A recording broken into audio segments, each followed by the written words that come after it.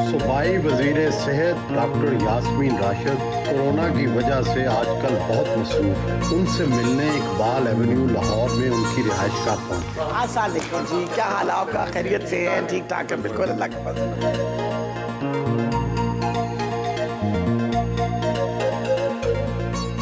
सियासत अपने सुसर मलिक ग़ुलाम नबी से, जो कि तहरीक पाकिस्तान के रहनुमा और पीपल्स पार्टी के सूबाई वज़ीर रहे, उनसे सीखी। लेकिन आपका ताल्लुक़ चकवाल के अस्करी खित्ते से है। ताकत ज़्यादा अहम है या सियासत? असल में मेरा ख़्याल है कुछ तो अपने ख़ित्ते से जो बात मैंने इनहेरिट की थी वो ये था कि आपने अपने हक़ के लिए ज़रूर खड़ा होना है। और मैं शादी से पहले भी एक्टिविस्ट ही थी। और मुझे अभी अच्छी तरह याद है कि जो पहला जुलूस मैंने निकाला था उस वक़्त मेरी उम्र 16 साल की थी। मैंने जो तहरीक थी मार्शल लॉ और अयूब ख़ान के ख़िलाफ़, ताशकंद डिक्लेरेशन के पहले जुलूस में मेरी शमूलियत थी और मैं I was among one of the student leaders जिन्होंने वो निकाले थे। तो मेरा ख़्याल है पहले दिन से जो मेरी परवरिश मेरे गांव में मेरे दादा ने की थी उसमें एक बात बड़ी अहम थी। उन्होंने हमेशा कहा था कि हक़ के लिए बात ज़रूर करनी चाहिए। और सुसर ने क्या सिखाया? मेरी खुशनसीबी ये थी कि मैं एक सियासी ख़ानदान में ब्याही गई और मैंने क्योंकि अपनी सारी पढ़ाई जो है वो शादी के बाद की, तो वो मेरे ससुर जो थे वो मुझे मुसलसल मेंटर करते थे। वो देखते थे कि भाई मुझे बहुत शौक़ है सियासत का। तो मुझे अभी तक याद है मैं अपनी स्टूडेंट्स यूनियन की जनरल सेक्रेटरी के लिए खड़ी हुई फातिमा जिन्ना मेडिकल कॉलेज में। उस ज़माने में आप शादीशुदा थे? जी, मैं शादी में एक बच्चे की मेरी बेटी भी हो चुकी थी और मेरा 4th ईयर था।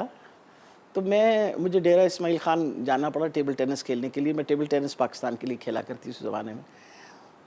तो इलेक्शंस का भी समा था और उस ज़माने में भी आप वोट मांग के इलेक्शन लड़ा करते थे। तो ये वोट मांगने का तरीका तब मैंने सीखा। तो मैं वहाँ से जब वापस पहुँची तो मुझे मेरे ससुर ने बहुत नाराज़गी का इज़हार करके कहा कि आप इलेक्शन लड़ रही हैं अपने कॉलेज के अंदर और आप डेरा इस्माइल ख़ान चली गई। मैंने कहा अब्बा जी वो यूनिवर्सिटी के मैचेस थे, वो भी खेलने ज़रूरी थे। तो मुझे उन्होंने कहा कि आप इसी तरह अभी मुड़ के चली जाएं अपने कॉलेज हॉस्टल में। वजह ये है कि जब तक आप दरवाज़ा खटखटा के हर लड़की से वोट नहीं मांगेंगे आपको लोग वोट नहीं देंगे। ये पहली दफ़ा कॉन्सेप्ट समझ आया। आप जीती इलेक्शन? जी, मैं वो भी इलेक्शन जीती, बल्कि जनरल सेक्रेटरी का इलेक्शन जीती। फिर उसके बाद अल्हम्दुलिल्लाह मैं अपनी यूनियन की प्रेसिडेंट रही, फिर प्रेसिडेंट की भी इलेक्शन जीती। और मेरे ससुर का इतना इंटरेस्ट था, वो मिनिस्टर थे उस ज़माने में। तो अब्बा जी की एक ग्रीन रंग की तोता रंग की गाड़ी हुआ करती थी, वो मैंने देखी कि कॉलेज के प्रेमिसेस में आई है। तो मैं भाग के गई, मैंने कहा अब्बा जी खैरियत? कहते मैं थोड़ा नतीजा पता करना आया सी। मैं कहा जी अभी नतीजा निकला नहीं है, जिस वक्त नतीजा निकलेगा मैं आपको बता दूँगी। डॉक्टरी के सारे कैरियर में आप ट्रेड यूनियन सियासत करती रहीं। आप बतौर वज़ीर उन्हीं डॉक्टरों की एसोसिएशंस के सामने बैठना पड़ता है। कितना मुश्किल लगता है, क्या फ़र्क लगता है? सबसे जो अहम बात यह है कि जब मैं डॉक्टरों की सियासत करती थी तो मुझे डॉक्टरों का, अस्पतालों के, मरीज़ों के मसले मसाइल के बारे में तो बहुत ख़बर थी। और जब मैं आई हूँ तो मुझे पता था कि कुछ ऐसे अहम नुक्ते हैं जिन पे हमें इमीडिएटली काम करना चाहिए। जैसे फॉर एग्ज़ाम्पल मैं हमेशा से डॉक्टरों की तनख्वाहों के ऊपर हमेशा जंग की थी मैंने कि भाई डॉक्टरों की तनख्वाहें कम हैं। तो हमारी हुकूमत के आते सारी आपको पता है कि पहले ही बजट के अंदर हमने डॉक्टरों की तनख्वाहें बढ़ा दी। फिर ये था कि हमेशा हमारी ये लड़ाई हुआ करती थी कि आपने एक जगह 10 डॉक्टरों की अगर SNE दी है तो फिर 5 डॉक्टर रख के आप कैसे गुजारा कर रहे हैं। तो ये मैंने आके एम्प्लॉयमेंट का काम, फिर जो इनके पोस्ट ग्रेजुएट जो हमारे PGR स्टूडेंट्स होते हैं उनकी तादाद मैंने बढ़ाई आते साथ।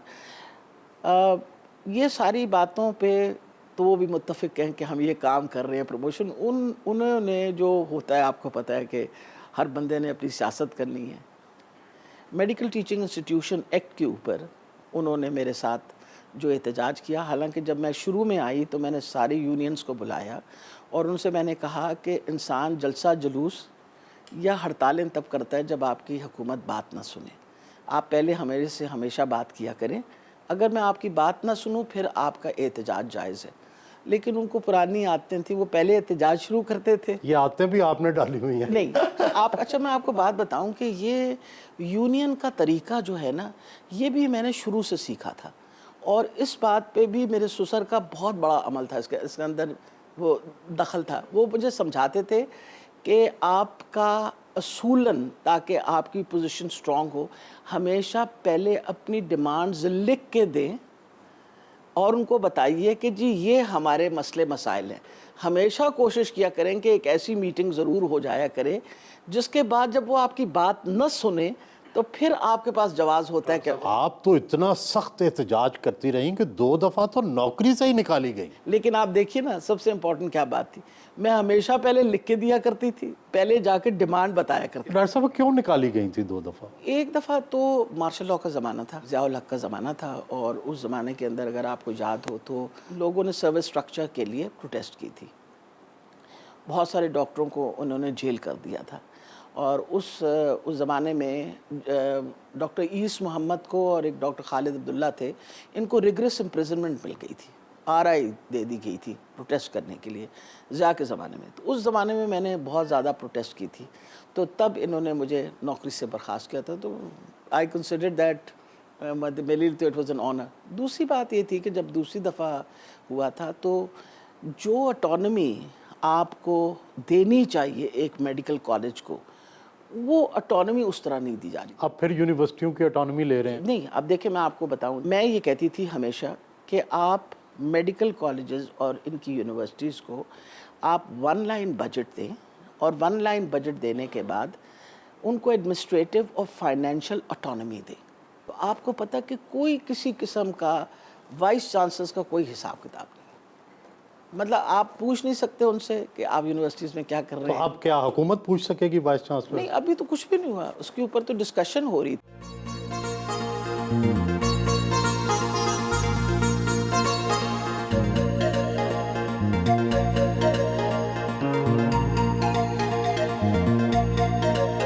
ڈاکٹر صاحب امور خانہ داری، یہ کھانا پکانا، یہ اس کے لیے تو وقت نہیں نکلتا ہوگا. بھئی یہی نہیں کیا. نہیں کیا، بالکل نہیں کیا. نہیں، جب تک میری شادی نہیں ہوئی تھی میری والدہ یو پی کی تھی. اچھا یو پی کی تھی؟ جی ماشاءاللہ. اچھا، اور یہ تو پھر بڑی مکس کلچر ہے. وہ بھی ڈاکٹر تھی، کے کی گریجویٹ تھی، لیکن ان کو کھانا پکانے کا بہت شوق تھا، اور مجھ سے بہت ناراض ہوا کرتی تھی، اور زبردستی انہوں نے مجھے کھانا پکانا سکھایا. مجھے کہتی تھیں کہ ایک گھر کی خاتون کو کھانا نہ پکانا ہے تو بہت بڑی زیادتی ہے. سیکھ تو لیا، لیکن میری خوش نصیبی یہ تھی کہ جب میں آئی ہوں سسرال میں تو میری ساس جو تھیں وہ بھی نہیں کوئی اس طرح کا کام کرتی تھیں، اور انہوں نے کہا کہ کچن کا مسئلہ آپ رہنے دیجئے، بندے ہیں کام کرنے کے لیے. تو میں نے تو شکر کیا 100 دفعے. لیکن کبھی کبھار کوئی چیز، انڈا ابال لیتی ہیں، چائے بنا لیتی ہیں. آملیٹ بڑی اچھا بناتی ہوں، روٹی بھی پکا لیتی ہوں. اچھا، روٹی پکانی مشکل ہوتی ہے. ہاں جی، وہ مشکل کام کر لیتی. لیکن یہ کہ مجھے ابھی تک یاد ہے، ہم انگلینڈ گئے تو دونوں میرے بیٹے چھوٹے میرے ساتھ گئے ہوئے تھے. تو میں جہاں میری بہن ہے وہ ان کو جانا پڑ گیا، میری تایا کی بھی بیٹی، تو گھر پہ وہ میرے لیے کھانا فریز کر کے گئی ہوئی تھیں، اور انہوں نے کہا کہ تم جب آؤ گی تو 2-3 دن تو فروزن کھانا بچوں نے کھایا. تو اس کے بعد انہوں نے کہا کہ اماں یہ فروزن کھانا تو کھانا بڑا مشکل ہے، آپ کو کچھ پکانا آتا ہے؟ تو میں نے ان سے کہا میں کوشش کرتی ہوں. خیر میں نے کھانا جو پکایا اس کے بعد انہوں نے کہا کہ آئندہ آپ کبھی نہ پکائیے گا.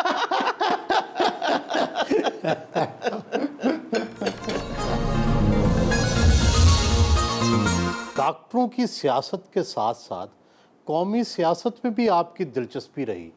اب پھر براہ راست سیاست میں آئیں تو 3 دفعہ الیکشن لڑا لیکن جیت نہیں سکیں، کیا وجہ ہے؟ جس حلقے سے میں الیکشن لڑتی تھی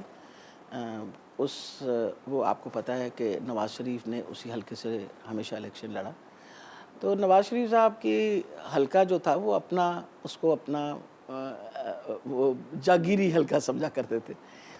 اس حلقے سے الیکشن لڑنا جو ہے دیٹ واز اے چیلنج، اور میں بڑی اپنے آپ کو اس بات کے بارے میں خوش نصیب سمجھتی ہوں کہ عمران خان صاحب نے یہ سمجھا کہ میں یہ چیلنج پراپرلی لڑ سکتی ہوں. دیکھیے الیکشن لڑنا امپورٹنٹ ہوتا ہے اور پھر دیکھنا کہ ہیز اٹ امپرووڈ. آپ دیکھیے کہ میں مسلسل اپنی ووٹوں کی تعداد بڑھاتی گئی. پہلی دفعہ الیکشن میں نے 55,000 ووٹ لیا. دوسری مرتبہ جب کلثوم بی بی کے خلاف میں نے الیکشن لڑا تو ان کے 61,000 تھے, میرے 47,000 تھے, تو میں نے جو وہ ڈویژن اس کو کم کر دیا. اس مرتبہ میں نے 1,06,000 ووٹ لیے. تو مقصد یہ ہے کہ اس کا مطلب ہے اس علاقے کے آہستہ آہستہ لوگوں کی سوچ میں میں تبدیلی لے آئی ہوں. اس حلقے سے کبھی کوئی سوچ سکتا تھا کہ آپ 1,00,000 ووٹ نکال لیں گے؟ اور یہ دس واز اے چیلنج. وہ کہتے ہیں نا there are many battles which are fought for wars اور مسئلہ یہ ہوتا ہے کہ ہر بیٹل جو ہے وہ جیتی نہیں جاتی, بیٹل لڑنا بڑا امپورٹنٹ ہے. آپ کمپینر بہت اچھی تھی, بہت اچھی مہم آپ نے چلائی. کیا خاص ایسا نقطہ تھا جس کی وجہ سے آپ اپنی کمپین میں اتنے زیادہ ووٹ لینے میں کامیاب ہوئیں؟ میرا خیال ہے آپ کا جو ووٹر ہے اس سے جب تک آپ ذاتی ملاقات نہ کریں تو آپ اس کی ووٹ کو, جب کہتے ہیں نا ووٹ کو اہمیت دو, تو ووٹ کی اہمیت کا مقصد یہ تو آپ لاکھوں لوگوں سے ذاتی طور پر ملے؟ جی میرا خیال لاکھوں سے ذاتی طور پہ تو نہیں مل سکی میں, لیکن ضرور ہزاروں کو تو میں ملی. اور پھر ملنے سے, اور میں دروازہ, لوگوں کو پتہ تھا کہ میں دروازے کھٹکھٹا رہی ہوں. پھر جو میری ٹیمز ملتی تھیں وہ ٹیلی فون نمبر لے کے آیا کرتی تھیں. اگر میں لوگوں کے گھر نہیں جا سکتی تھی میں ٹیلی فون پہ ان سے بات کرتی تھی. مسلسل ہم رابطہ رکھتے ہیں, ابھی بھی ہمارا مسلسل رابطہ ہوتا ہے. میرے آفس سے مسلسل, میرا اپنا جو پولیٹیکل آفسوں سے مسلسل ٹیلی فونز جا رہے ہوتے ہیں, لوگوں سے پوچھ رہے ہوتے ہیں کہ ان کے مسئلے مسائل اگر کوئی ہیں تو ان کو سارٹ آؤٹ کریں. خاص طور پہ کیونکہ میرا تو آپ کو پتہ ہے کہ قلم دان جو ہے وہ ہیلتھ کا ہے, تو اس کے لیے تو میں پوری کوشش کرتی ہوں کہ میرے حلقے والوں کو کبھی کوئی شکایت نہ ہو. پنجاب اسمبلی میں منتخب تو خواتین کی خصوصی نشست پر ہوئیں, مگر طاقتور وزیر صحت بن گئیں. بہت سے ایم پی ایز اور وزیر حسد تو کرتے ہوں گے. بیسیکلی میں اس بات پہ یقین کرتی ہوں کہ یہ منسٹریز جو خاص طور پہ ہیلتھ, ایجوکیشن, یہ منسٹریز جو ہے یہ بڑی ٹیکنیکل منسٹریز ہیں. تو میں بڑی شکر گزار ہوں عمران خان صاحب کی کہ انہوں نے سوچا کہ ایک ٹیکنیکل منسٹری اور میری نو ہاؤ بھی ہے, تو ان کی بڑی مہربانی تھی کہ ریزرو سیٹس کے باوجود انہوں نے مجھے یہ منسٹری دی. نام تو آپ کا وزارت اعلیٰ کے لیے بھی آتا رہا.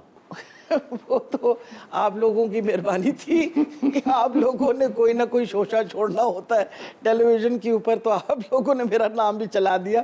ورنہ میں تو, میرا خیال ہے اس بات پہ بڑی شکر گزار ہوں کہ خان صاحب نے مجھے وہ وزارت دی جس کے لیے میں ساری زندگی کوشش کر رہی تھی کہ کبھی موقع ملے تو میں اس وزارت کے تھرو کوئی محنت کر سکوں, لوگوں کی کوئی خدمت کر سکوں. آپ بڑی دھڑلے دار خاتون ہیں, دھڑے باز بھی ہیں. سیاست بغیر دھڑے بازی کے نہیں ہوتی. اگر کوئی کہے کہ سیاست بغیر دھڑے بازی کی ہوتی ہے تو وہ غلط بیانی کر رہے ہیں. سیاست جو ہے وہ تو ایک ایسی چیز ہے جس میں آپ کے اپنا گروپ ہوتا ہے جو آپ کو سپورٹ کرتا ہے, تو یہ ساری پارٹیوں میں ہوتا ہے. آپ نے بڑی بھرپور زندگی گزاری, بہت مصروفیات رہیں, تو خاندان کے لیے, بچوں کے لیے کیسے وقت نکالتی تھی؟ کتنے بچے ہیں؟ جی الحمدللہ میں ان خوش نصیب ماؤں میں سے ہوں کہ ایک تو آپ کو پتہ ہے کہ فیملی ٹریڈیشنز بڑی امپورٹنٹ ہوتی ہیں. ہمارے خاندان کے اندر ہمارا اپنا خاندان بھی سب اکٹھا رہا کرتا تھا, اور میری بھی خوش نصیبی ہے کہ جب میں بیاہ کے آئی ہوں تو میں اپنے سسرال میں رہی. 24 سال میں اپنے سسرال میں رہی, اور مجھے بہت زیادہ سپورٹ ملتی تھی اپنے سسر کی.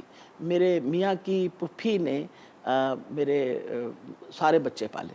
میں صحیح آپ کو بات بتاؤں, کتنے بچے ہیں آپ کے؟ ماشاءاللہ 4 بچے ہیں. بڑی بیٹی ہے, وہ ڈاکٹر ہے, گائناکالوجسٹ ہے, اس وقت وہ انگلینڈ میں کام کر رہی ہے.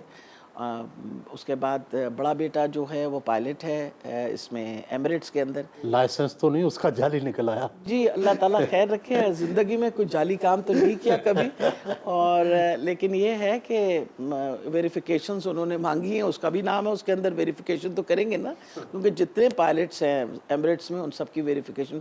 پھر اس سے چھوٹا بیٹا میرا جو ہے وہ پاکستان اسٹیٹ آئل میں کام کرتا ہے, اور سب سے چھوٹا جو ہے وہ آج کل امریکہ میں میکنزی کے ساتھ بطور سیاست میں کوئی نہیں؟ سیاست میں کوئی اس لیے نہیں آیا کہ میرا خیال ہے انہوں نے ماں کی سیاست کو ساری زندگی اتنا سپورٹ کیا کہ ان کے لیے اپنی سیاست کے لیے جگہ بنانی بڑی مشکل ہو گئی، کیونکہ میں ان کی سپورٹ کے بغیر تو کچھ نہیں کر سکتی تھی نا. اس کے اندر میرے بچے بھی ساتھ ہیں، میرے سسرال والے بھی ساتھ، میرے میکے والی بھی ساتھ، سارا خاندان نے سپورٹ کیا تو میں اپنی سیاست کر سکی.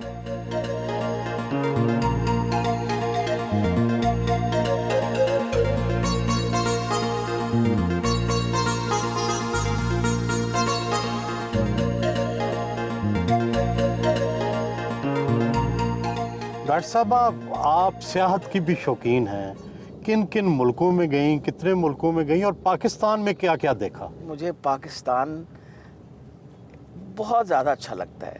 ہمارا جو ناردرن ایریا اس کا دنیا میں کوئی مقابلہ نہیں. میں نے سوئٹزرلینڈ بھی دیکھا ہوا ہے، اسپین کے پہاڑ بھی دیکھے، پھر میں نیوزی لینڈ بھی گئی ہوئی ہوں، آسٹریلیا بھی گئی ہوں، لیکن جو خوبصورتی ہمارے ناردرن ایریا میں اس کا کوئی مقابلہ نہیں ہے. میں نے بیس کیمپ K2 2 دفعہ چل کے دیکھا، پھر میں ماشبرم، گاشبرم، میں نے شاچن، آپ نام لیجئے، سب علاقے جو ہیں نا میں نے پھر کے دیکھے ہوئے. پھر میں نے آپ کا جو ہمارا دریائے سندھ جہاں سے نکلتا ہے خرمنگ سے کیٹی بندر تک میں نے دریا کو فالو کیا. دنیا کے کتنے ملکوں کی سیر کر چکے ہیں؟ میرا خیال ہے کوئی تقریباً لگ بھگ کوئی 40 ملکوں میں پھری بھی ہوں. سب سے زیادہ میں امپریس جاپانیوں سے ہوں.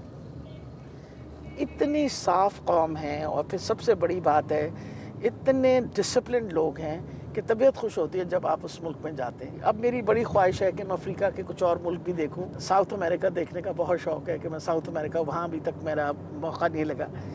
امریکہ میں نے باقاعدہ ڈرائیو کر کے nearly through all of America, I have driven through امریکہ.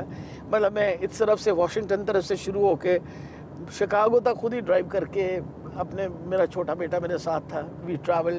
تو میں اور میرے بچے سب بہت شوقین ہیں. آپ کے والد پائلٹ تھے، آپ نے بھی جہاز اڑایا ہے کبھی؟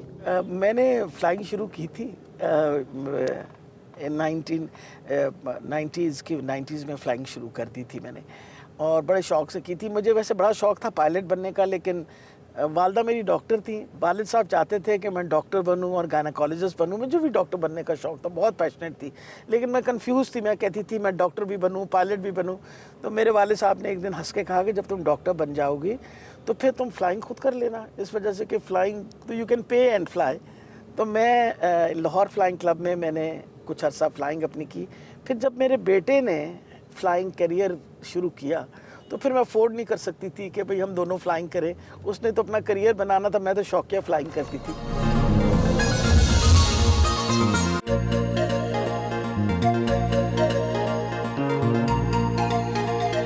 فاطمہ جناح میڈیکل یونیورسٹی پہنچے، وائس چانسلر ڈاکٹر عامر زمان نے استقبال کیا.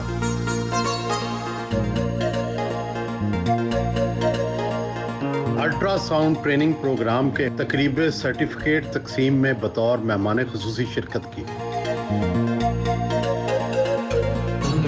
Today we have achieved that, and I'm very thankful to all the participants who have come from long distances. I know right from Ahmedabad up to Rajanpur we have participants for this. بہت بڑی بات ہے کہ آپ نے پورا سال لگا کے اس کووڈ کے باوجود آپ کو بڑی محنت کی اور آپ نے اپنے ماسٹر ٹرینرز تیار کیے. میری طرف سے آپ سب کو بہت زیادہ مبارک ہو. خاص طور سے میں سبجیکٹ ڈپارٹمنٹ اور آپ لوگوں نے مجھے یہ موقع نہیں دیا کہ میں کبھی بھی شرمندہ ہوں کہ گنگا رام ہسپتال اور Fatima Jinnah medical university has not done its best.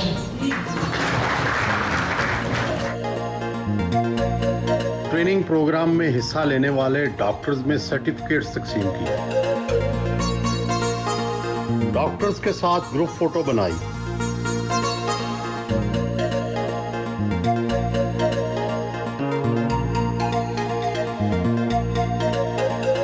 سر گنگا رام ہسپتال پہنچی. زیر تعمیر مدر اینڈ چائلڈ ہسپتال کا جائزہ لینے آئے. 7 ارب روپے کی لاگت سے 600 بیڈز پر مشتمل ہسپتال تعمیر کیا جا رہا ہے. ہسپتال کے ماسٹر پلان پر خود بریف کیا.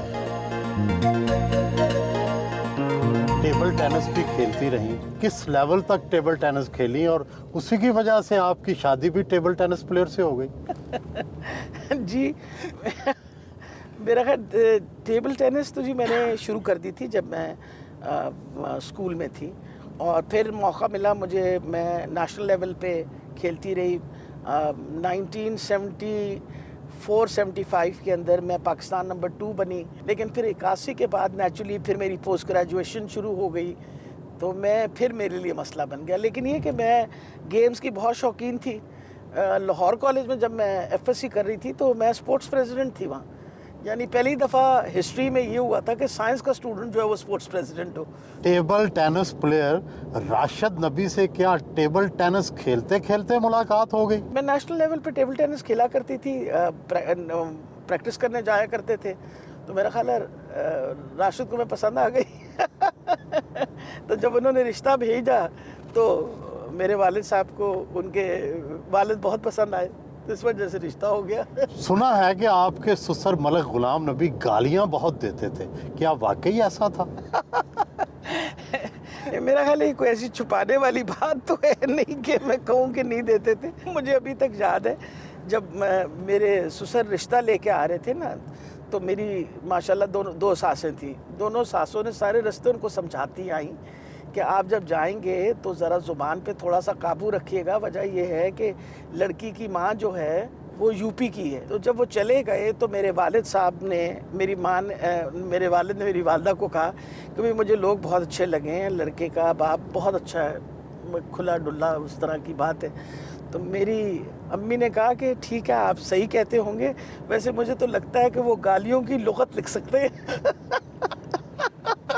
यानी इतने संभलने के बावजूद उन्होंने इतना कुछ बोल डाला कि मेरी वालदा ने ये आगे से कमेंट दिया था। आप बड़ी बहादुर हैं, खेलों में हिस्सा लिया, जहाज उड़ाए, लेकिन फिर भी खातून हैं, छिपकली से डरती हैं?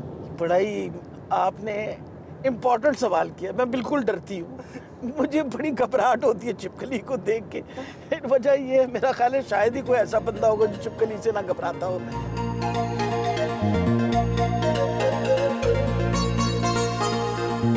जेल रोड पर वाक़या अपने ज़ाती क्लिनिक आई।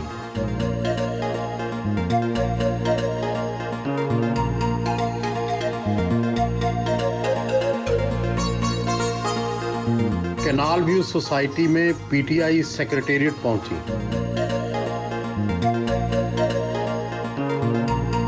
पीटीआई सेंट्रल पंजाब के सदर एजाज चौधरी से मुलाकात की। डॉक्टर साहबा, पीटीआई के इब्तदाई दिनों से आपके साथ काम करती रही हैं, बतौर सियासतदान, सियासी वर्कर, आप उनको कैसे देखते हैं? असल में डॉक्टर साहबा को हमने अपना बड़ी बहन बनाया है, और कमाल इसमें यह नहीं है कि हमने उन्हें बहन बनाया, कमाल ये है कि उन्होंने हमें अपना छोटा भाई बनाया। डॉक्टर साहबा बहुत ही बुनियादी इंसान है कि जो यानी अपनी फ़िक्र के एतबार से आम इंसान के अंदर रहना, उसकी बेहतरी के लिए काम करना। और मैं सदर था, वो जनरल सेक्रेटरी थी, तो हमने सूबे में कोई एक कोना नहीं होगा जहाँ पर हमने ट्रैवल नहीं किया और काम नहीं किया। अपने मकसद के साथ बहुत ही ज़्यादा मुतल्लिक़ रहती हैं। तो इस पहलू से मैं समझता हूँ कि आज के दौर के अंदर, इस उम्र के अंदर इतनी मुखलिसाना जद्दोजहद करना, ये एक कमाल के सियासी वर्कर का काम है। डॉक्टर साहब, हालिया सर्वे से ये पता चला है कि तहरीक इंसाफ की मकबूलियत में कमी आई है और नून लीग की मकबूलियत में इजाफा हुआ है। क्या आपको वाकई, आप तो ग्राउंड पे काम करती हैं, ऐसा महसूस होता है? मैं बिल्कुल नहीं महसूस होता। जितने इकदाम खान साहब ने कोविड के लिए पिछले 5 महीने में उठाए हैं, उन सर्विस के मुताबिक 70% ऑफ पाकिस्तानी सेट के उन्होंने ठीक किए। तो मैं ये देखें ना, मकबूलियत किस लिहाज से हम वो काम कर रहे हैं जो शायद उस तरह ना नज़र आए, जिस तरह एक बड़ी ब्रिज बना दें, एक बड़ी सड़क बना दें। जो हम काम कर रहे हैं वो, आप मेरे साथ अभी गए थे, एक हस्पताल बना रहे हैं जो छुपा हुआ है इस वक्त, और जब वो खड़ा होगा इंशाल्लाह और 600 बेडेड होगा, वो कितनी माएँ और बच्चों को बचाएगा। That is the work which our government.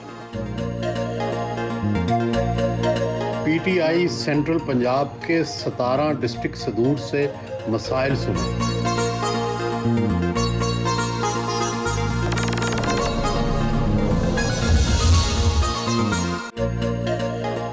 شام کے وقت میو ہسپتال کا دورہ کرنے پہنچ گئی۔ سی ای او میو ہسپتال پروفیسر ڈاکٹر اسد اسلم خان اور ایم ایس ڈاکٹر طاہر خلیل کے ہمراہ کووڈ-19 کے مانیٹرنگ سیل کا جائزہ لیا اور ہدایات دی۔ یہ سینٹرل کنٹرول کمانڈ روم ہے پورے لاہور کے پبلک سیکٹر کے 13 اسپتالوں اور پرائیویٹ سیکٹر کے 19 اسپتالوں کے لیے۔ یہاں پر ہر 2 گھنٹے بعد اپ ڈیٹ کرتے ہیں کہ کتنے ہائی ڈیپینڈنسی یونٹ کے بیڈ خالی ہیں، کتنے وینٹیلیٹر کے بیڈ خالی ہیں اور کتنے جو نارمل یعنی کہ اے سمپٹومیٹک یا مائلڈ پیشنٹ کے لیے بیڈ خالی ہیں۔ مثلا اس وقت لاہور میں جو پبلک سیکٹر ہاسپٹل ہیں ان میں 70 وینٹیلیٹر بیڈ خالی پڑے ہیں اور 324 high dependency high flu oxygen والے بیڈ خالی پڑے ہیں۔ تو کیا ڈاکٹر صاحب یہ کووڈ نیچے جا رہا ہے جو مریض کم ہو گئے ہیں یا لوگ آ نہیں رہے؟ نہیں، اللہ کا بڑا شکر ہے جی، یہ التجا کی گئی ہے کہ ایس او پیز اپنائیں، یہ ایس او پیز اپنانے کا نتیجہ ہے اور سمارٹ لاک ڈاؤن کا نتیجہ ہے۔ سنا تو یہ گیا ہے کہ مشیر صحت اور آپ کی بالکل نہیں بنتی۔ نہیں، کس بات کی ناراضگی؟ دیکھیں میں آپ کو بتاؤں، بات یہ آن گراؤنڈ جتنا مریض ہمارے پاس یہاں ہیں اور جو سچویشن ہے، آپ پنجاب جو ہے وہ پاکستان کا آدھا حصہ بنتا ہے۔ سب سے بڑا ہمارا ایپی سینٹر جو ڈیولپ ہوا وہ آپ کو پتہ ہے لاہور میں۔ اگر آج 75 یا 78 ہزار مریض جو ہیں وہ پورے پنجاب میں ہیں تو 34,000 35,000 تو صرف لاہور میں ہیں۔ تو آپ دیکھیے لاہور جو تھا اس کس سچویشن کو اس طرح الحمدللہ ہم نے کنٹرول کر کے رکھا۔ باقی وزارت صحت مطمئن ہے آپ سے؟ بہت زیادہ۔ مجھے تو اسد عمر صاحب نے پچھلے دنوں ساری اخباروں میں کوٹ کیا انہوں نے کہ ڈاکٹر یاسمین راشد نے مجھے بتایا ہے کہ نمبر آف کیسز ریڈیوس ہو رہے ہیں۔ 13 تاریخ کے بعد پھر تعداد کم ہونی شروع ہوگی۔ اگر آپ آج کے دن دیکھیں نا، دیکھیں اگر یہ منتھ آف جون میں دیکھیں، یہ گئے ہم یہاں اور پھر اس کے بعد آہستہ آہستہ کم ہوتے ہوئے آج کے دن میں آپ کہاں 1106 پیشنٹ تھے اور آج کے دن میں 471 471 مریض رہ گئے۔ یہ شکایات کس حد تک درست ہیں کہ دوائیاں نہیں ملی، ایکٹمرا نہیں ملی؟ ہمارے پاس اس وقت بھی 400 مریضوں کی ڈوزیج اویلیبل ہے۔ سارے اپنے سرکاری ہسپتالوں کے اندر ہم نے باقاعدہ ان کو ساری ڈوزز دے رکھی ہیں کسی بھی مریض۔ اور یہ ایک ٹیکہ جو ہے آپ کو پتہ ہے ایک ڈوز جو ہے تقریباً 1,00,000 اور 2,000 میں ہمیں پڑی ہے، کسی مریض کو ریفیوز نہیں کی گئی۔ مفتی آپ نے بالکل فری آف کاسٹ 156 پیشنٹس ہیں تو ہماری لاہور کے اندر ریسیو کیا ہے۔ میو ہسپتال کرونا مریضوں کی سب سے بڑی علاج گاہ ہے۔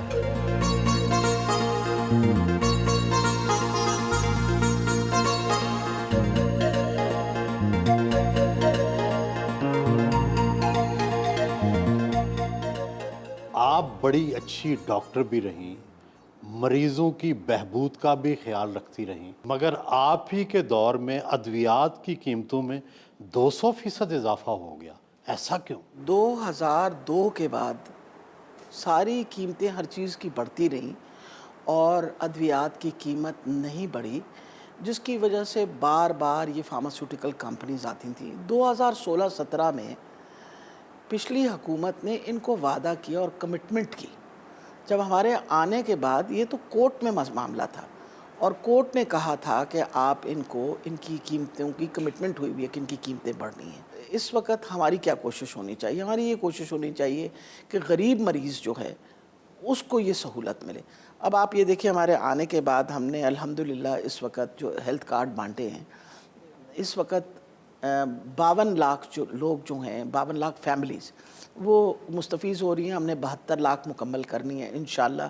یہ کووڈ نہ آیا ہوا ہوتا تو we would have distributed all our cards۔ صحت کارڈ ملنے والے کو کیا کیا سہولت حاصل ہو جاتی ہے؟ اس میں 7,20,000 روپے کی قیمت کا وہ کارڈ ہے۔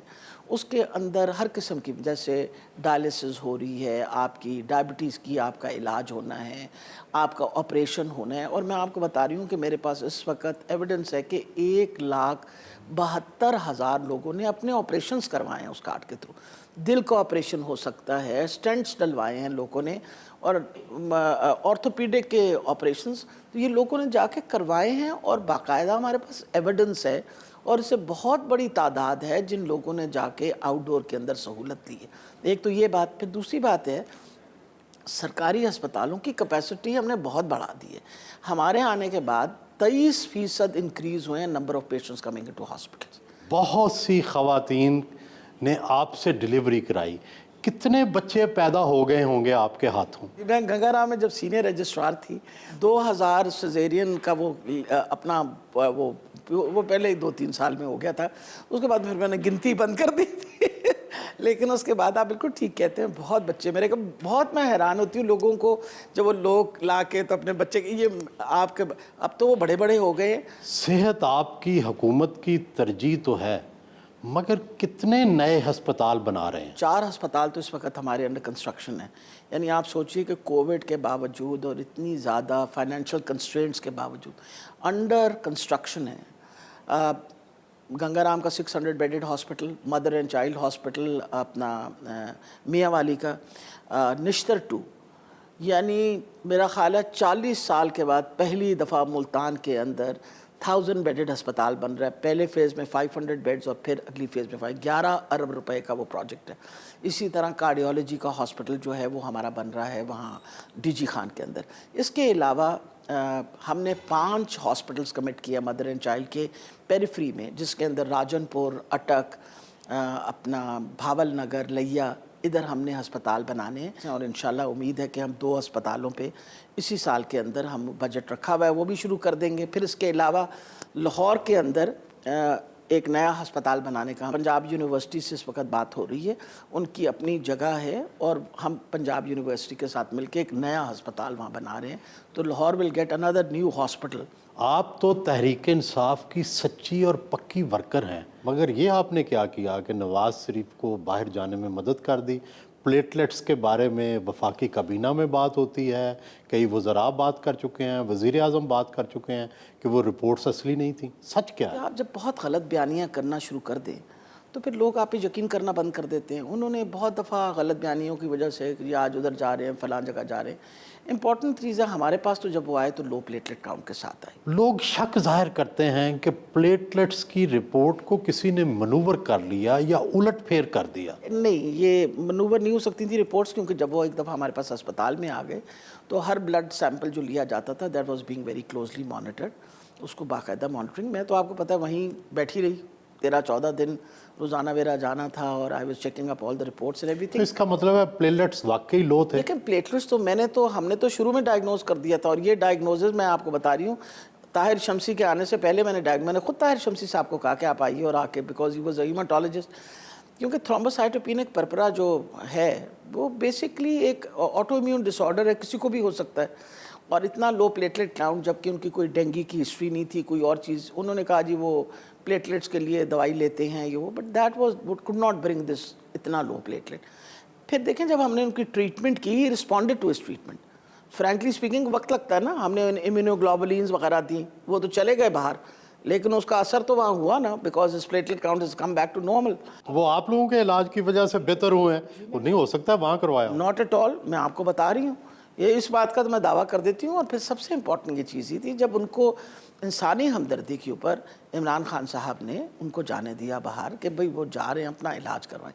اب آپ کے سامنے ہیں, جب آپ علاج کروانے گئے ہیں تو پھر آپ کو علاج کروانا چاہیے تھا نا. تو جب ان کی صحت ہی ٹھیک ہو گئی, نہیں, جو دل کی تکلیف ہے جس پہ وہ کہتے ہیں کہ جب تک مریم آئے گی نہیں میں دل کا آپریشن نہیں کراؤں گا, یا دل کا اپنا وہ انٹرویو, وہ تو بہت بڑی زیادتی ہے نا. وجہ یہ ہے کہ آپ after all you O some thing. آپ واپس یہاں ملک آئیے, آپ یہاں کے جیسے کہتے ہیں وزیر اعظم رہ چکے ہیں, تو اب آئیے واپس, آپ کو آنا چاہیے. اگر آپ صحت مند ہو گئی, یہ تو آپ کی کمٹمنٹ تھی, تو جیل چلے جائیں. تو اس طرح تو ہوتا ہے اس طرح کے کاموں میں. ساری زندگی لاہور میں گزری, گلی کوچے دیکھے, خدمت کی, پھر لاہوریوں کو ہی برا بھلا کہہ دیا, کیوں؟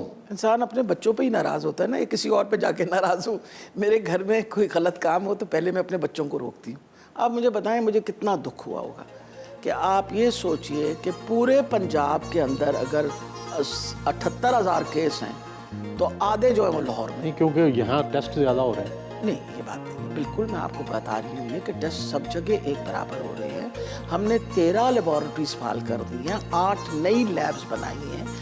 ہم نے یعنی ملتان, بھاولپور, رحیم یار خان تک یہ فیسلٹی دے دی ہے. بات یہ ہے کہ لاہور میں واقعی کیسز کی تعداد زیادہ تھی. وجہ تھی ہمارے پاس تو اسپتالوں میں مریض آتے تھے نا جو سیریس تھے, تو تکلیف ہوتی تھی کہ بھئی اتنی سی بات سمجھانے پہ بھی آپ اپنا دھیان رکھیں, ماسک پہنیں, ان چیزوں کا خیال رکھنا چاہیے تھا.